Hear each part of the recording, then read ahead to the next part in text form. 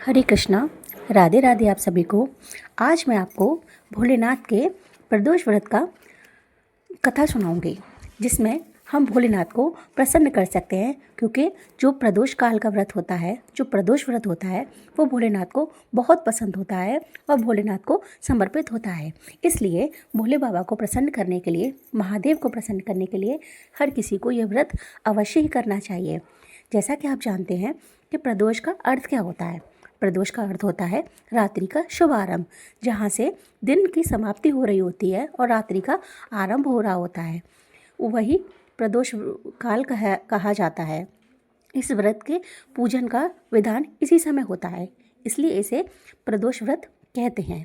यह व्रत शुक्ल पक्ष और कृष्ण पक्ष की त्रयोदशी को किया जाता है। यह महीने में 2 बार आता है। इसका उद्देश्य संतान की कामना है। इस व्रत को स्त्री पुरुष दोनों ही श्रद्धा भाव से और महादेव से प्रेम के रूप में रख सकते हैं। इस व्रत के उपास्य देव महादेव शंकर हैं। सायंकाल को व्रत करने वाले को शिव शंकर की पूजा करके अल्पाहार करना चाहिए। कृष्ण पक्ष का शनि प्रदोष विशेष पुण्यदायी होता है। शंकर जी का दिन सोमवार है। इसी दिन पड़ने वाला प्रदोष सौम्य प्रदोष कहलाता है। प्रदोष व्रत के लिए श्रावण के प्रत्येक सोमवार को विशेष महत्व होता है। चलिए अब शुरू करते हैं प्रदोष व्रत की कथा।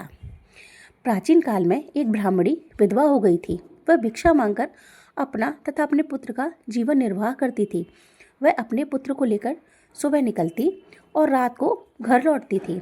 एक दिन उसे विदर्भ देश का राजकुमार मिला, जो अपने पिता की मृत्यु का कारण इधर उधर मारा भटक रहा था, घूम रहा था। फिर ब्राह्मणी को राजकुमार पर दया आ गई और उसे अपने साथ घर ले आई और उसे पुत्रवत पाला। अपने पुत्र के भांति ही उस राजकुमार को भी पाला।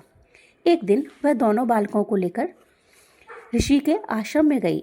ऋषि से भगवान शंकर की पूजा की विधि जानकर वह प्रदोष करने लगी। एक दिन दोनों बालक वन में घूम रहे थे। उन्होंने वहां गंधर्व कन्याओं को क्रीड़ा करते हुए देखा। ब्राह्मण कुमार तो घर लौट आया, परंतु राजकुमार अंशुमति नामक गंधर्व कन्या से बात करने लगा। वह देर से घर लौटा। दूसरे दिन भी वह उसी स्थान पर राजकुमार पहुंच गया। अंशुमति अपने माता पिता के साथ बैठी हुई थी। माता पिता ने राजकुमार से पूछा कि भगवान शंकर की आज्ञा से अंशुमति का विवाह तुम्हारे साथ करेंगे। राजकुमार शादी के लिए तैयार हो गया। दोनों का विवाह हो गया। उसने गंधर्व राजा वैद्रही की विशाल सेना लेकर विदर्भ पर अधिकार कर लिया। उसने ब्राह्मणी एवं उसके पुत्रों को अपने महल में आदर के साथ रख लिया। यह प्रदोष व्रत का ही फल था। तभी से समाज में प्रदोष व्रत की स्थापना हुई।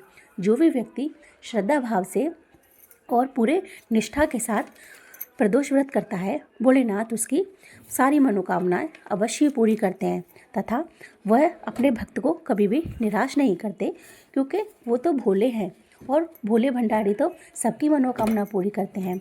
जो कोई भी जो भक्त है, वह जिस कामना से प्रदोष व्रत करता है, भगवान उसकी जरूर सुनते हैं, उसकी मनोकामना अवश्य पूरी करते हैं। तो बोलिए हर हर महादेव। जय श्री।